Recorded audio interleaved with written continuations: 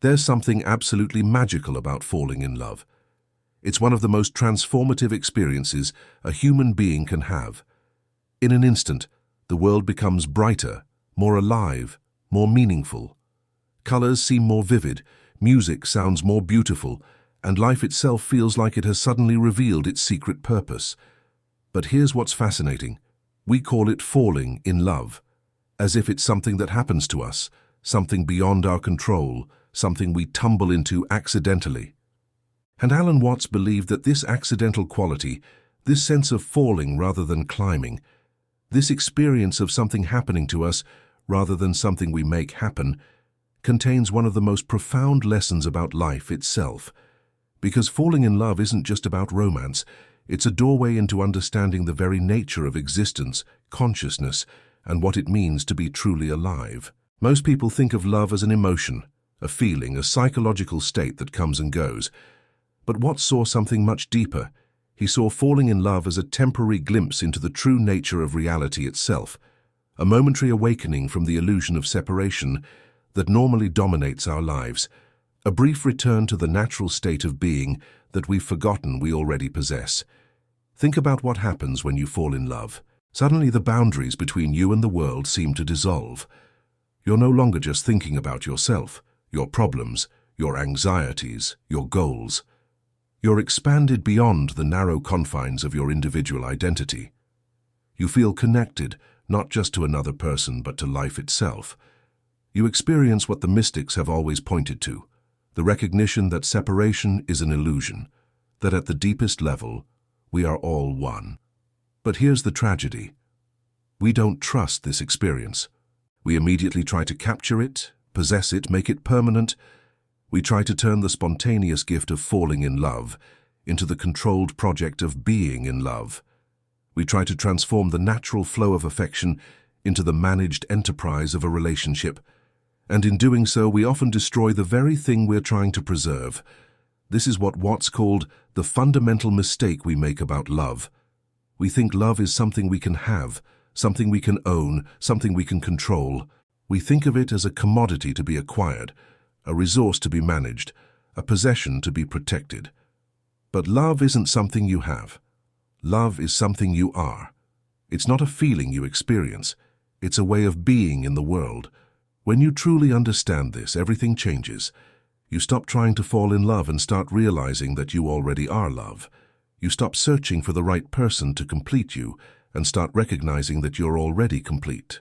You stop trying to get love from others and start giving love to others. You stop seeing love as something rare and precious that you might lose and start seeing it as something abundant and natural that you can never lose because it's what you are. But let's start at the beginning. What exactly happens when we fall in love? From the outside, it might look like two people have simply developed strong feelings for each other. But from the inside, something far more mysterious and profound is taking place. The normal sense of being a separate, isolated individual begins to dissolve. The walls between self and other start to come down. You begin to experience what the other person experiences, feel what they feel, care about what they care about. This is what Watts called the illusion of the skin-encapsulated ego temporarily dissolving. Most of the time, we feel like we're trapped inside our own skin, looking out at a world that's separate from us, foreign to us, potentially threatening to us. We feel like isolated islands of consciousness in an ocean of otherness. But when we fall in love, we suddenly realize that these boundaries are not as solid as we thought. We discover that we can transcend the limits of our individual identity and participate in something larger than ourselves. This is why falling in love feels so much like coming home. It's not that you found someone else to complete you. It's that you've remembered what you really are. You've remembered that you're not just a separate individual struggling to survive in an indifferent universe. You're a unique expression of the universe itself, intimately connected to everything and everyone around you. Love doesn't add something to you that was missing. It reveals something about you that was always there. But here's where most people get confused. They think that this experience of unity, this feeling of connection, this sense of coming home, is dependent on the other person. They think that their beloved is the source of their happiness, the cause of their joy, the reason for their sense of completeness. And so they become possessive, jealous, controlling. They try to hold on to the person as a way of holding on to the experience. This is what Watts called the great misunderstanding about love. We think we're in love with a person, but what we're really in love with is the experience of loving. We think we need a particular individual to feel complete, but what we really need is to remember our own completeness. We think we're dependent on someone else for our happiness, but what we're really discovering is our own capacity for joy. The person we fall in love with is not the source of our love. They're the occasion for our love. They're not the cause of our happiness. They're the catalyst for our happiness. They're not what completes us, they're what reminds us that we're already complete. This is a crucial distinction, because when you understand it, you can love without grasping, enjoy without possessing, appreciate without controlling. Think about it this way. When you look at a beautiful sunset, you don't try to own the sunset. You don't become jealous of other people who might also be enjoying the sunset. You don't try to control the sunset or make it permanent. You simply appreciate it, enjoy it, let it fill you with wonder and gratitude. And when it's over, you don't feel like you've lost something that belonged to you. You feel grateful for the experience. This is how Watts suggested we could approach love, not as something to be possessed, but as something to be appreciated, not as something to be controlled, but as something to be enjoyed, not as something to be made permanent, but as something to be fully experienced in each moment. When you love someone the way you appreciate a sunset, you're free to enjoy their beauty without needing to own it, to celebrate their uniqueness without needing to control it, to be grateful for their presence without fearing their absence. But this requires a fundamental shift in how we think about relationships. Most of us have been conditioned to think of love as a transaction, a contract, a deal. I'll love you if you love me back. I'll commit to you if you commit to me. I'll be faithful to you if you're faithful to me. We approach love like a business arrangement where both parties are trying to get something from the other. But true love, according to Watts, is not transactional. It's transformational. It's not about getting something from another person. It's about giving something to another person. It's not about what you can receive. It's about what you can offer. It's not about finding someone who meets your needs. It's about becoming someone who can meet another's needs. This might sound like a recipe for being taken advantage of, for giving more than you receive, for loving someone who doesn't love you back. But Watts understood something that most people miss. When you love without expectation, when you give without keeping score, when you appreciate without demanding appreciation in return, you tap into an inexhaustible source of joy and fulfillment within yourself. The paradox is that the more you try to get love, the less you experience it. But the more you give love, the more you become love. The more you try to possess another person, the more you lose them. But the more you set them free, the more they want to be with you. The more you demand that someone make you happy, the more miserable you become. But the more you focus on making someone else happy, the happier you become.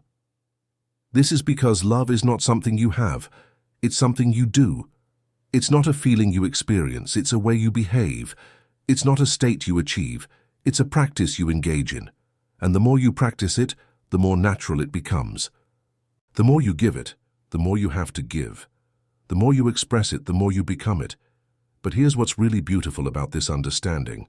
When you love someone without trying to possess them, you actually create the conditions for them to love you back. When you appreciate someone without demanding appreciation, you become genuinely appreciative. When you give someone freedom, you become someone worth choosing. When you love someone for who they are rather than for what they can do for you, you become someone who's genuinely lovable. This is what Watts called the art of loving. It's not about finding the right person, it's about becoming the right person. It's not about getting someone to love you, it's about becoming someone who loves. It's not about being loved, it's about being loving. And when you approach relationships from this perspective, everything changes. You stop trying to change your partner and start working on changing yourself. You stop focusing on what you're not getting and start focusing on what you can give. You stop keeping score and start keeping faith. You stop trying to control the outcome and start trusting the process. You stop demanding guarantees and start embracing uncertainty. This doesn't mean you become a doormat or that you accept poor treatment. It means you love from strength rather than weakness, from abundance rather than scarcity, from wholeness rather than neediness. It means you enter relationships not to get something you lack, but to share something you have. It means you choose to be with someone not because you need them, but because you enjoy them. Now, this might sound idealistic, unrealistic, too good to be true. After all, we live in a world where relationships fail, where people get hurt, where love doesn't always work out. How can we approach love with this kind of openness and trust without getting crushed? Watts would say that this is exactly the wrong question. The right question is not, how can I protect myself from getting hurt? But, how can I love so fully that even if I get hurt, it was worth it? The right question is not, how can I guarantee that this relationship will last forever? But how can I love so completely in this moment that forever becomes irrelevant? Because here's the truth that Watts understood. You're going to get hurt anyway. You're going to experience loss anyway. You're going to face disappointment anyway. The question is not whether you'll suffer. The question is whether you'll let the fear of suffering prevent you from loving. The question is not whether you'll experience pain. The question is whether you'll let the possibility of pain prevent you from experiencing joy. When you really understand this, you realize that trying to protect yourself from the pain of love is like trying to protect yourself from the pain of being alive. It's impossible, and the attempt only makes you more miserable. The way to deal with the pain of love is not to love less, but to love more. Not to close your heart, but to open it wider. Not to build walls, but to tear them down. This is what Watts called the courage of love. It's not the absence of fear. It's the willingness to love despite the fear. It's not the guarantee of a positive outcome. It's the commitment to love regardless of the outcome. It's not the promise that you won't get hurt. It's the recognition that getting hurt is a small price to pay for the privilege of loving. And here's what's remarkable. When you love with this kind of courage, this kind of openness, this kind of trust, you actually create the conditions for love to flourish. People are drawn to those who love fearlessly. They're attracted to those who give freely. They're inspired by those who trust deeply. Your willingness to be vulnerable doesn't make you weak. It makes you magnetic. But perhaps most importantly, when you love this way, you transform yourself. You become more compassionate, more understanding, more patient. You become more generous, more forgiving, more accepting. You become more alive, more present, more aware. You become more of who you really are. This is why Watts saw falling in love as such a profound spiritual experience. It's not just about romance or relationships or finding a partner. It's about discovering your own capacity for transcendence, your own ability to move beyond the narrow confines of your individual identity and participate in something larger than yourself. In fact, Watts often said that the experience of falling in love is remarkably similar to the experience of spiritual awakening. In both cases, you realize that the boundaries between self and other are not as solid as you thought. In both cases, you discover that you're not as separate from the world as you believed. In both cases, you experience a profound sense of unity, connection, and meaning.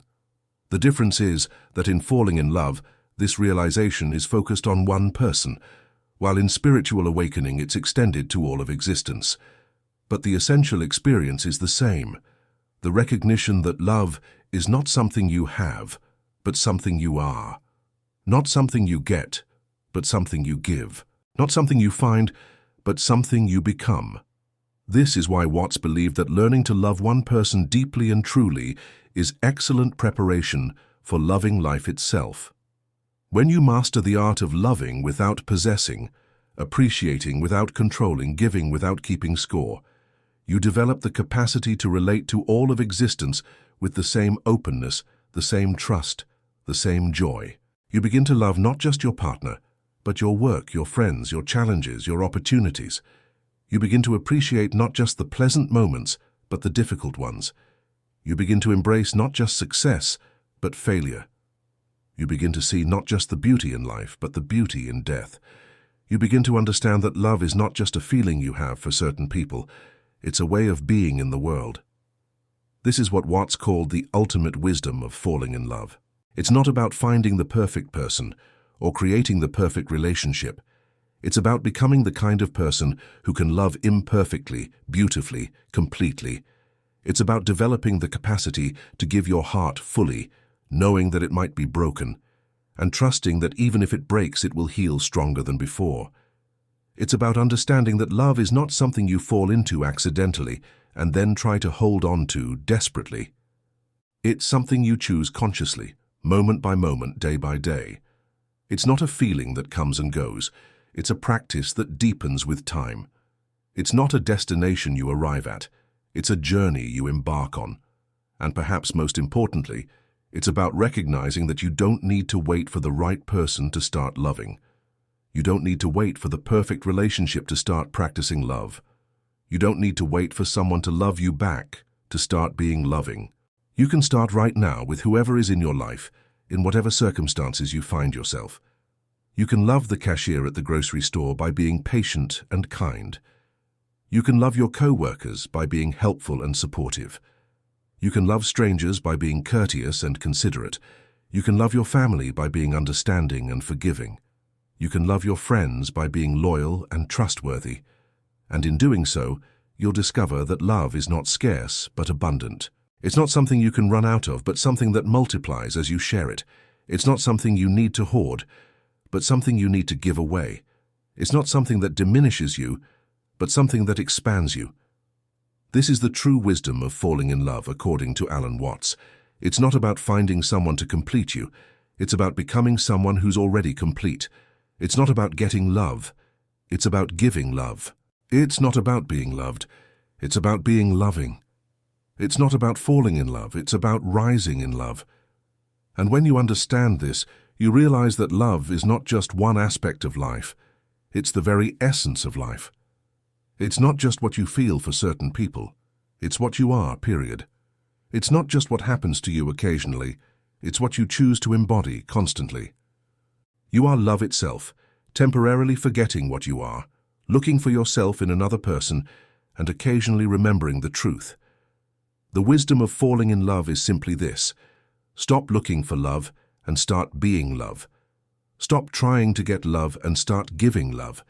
Stop waiting for love and start expressing love, because you are already what you're looking for. You already have what you think you need. You already are what you're trying to become. The love you're seeking is the love you already are. The only thing you need to do is remember this truth and then live it, breathe it, embody it. Share it with everyone you meet. This is the wisdom of falling in love. Not falling into someone else, but falling into yourself. Not finding your other half, but discovering your wholeness.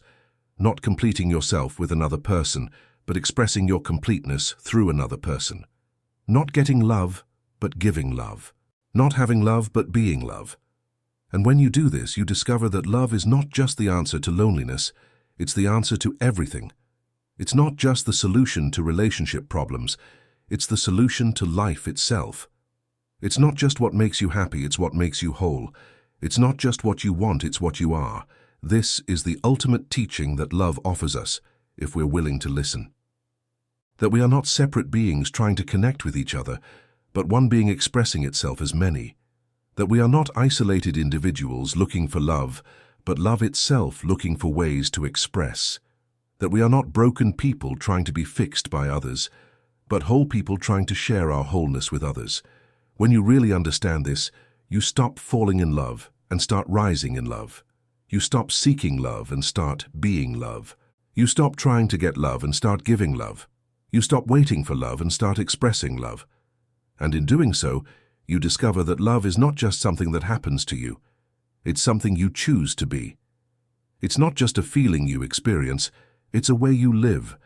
It's not just what you want from life, it's what you give to life. It's not just who you are with someone special, it's who you are, period. This is the wisdom of falling in love. The recognition that you are already what you're looking for. You already have what you think you need. You already are what you're trying to become. The love you're seeking is the love you already are. The only thing you need to do is remember this truth, and then live it.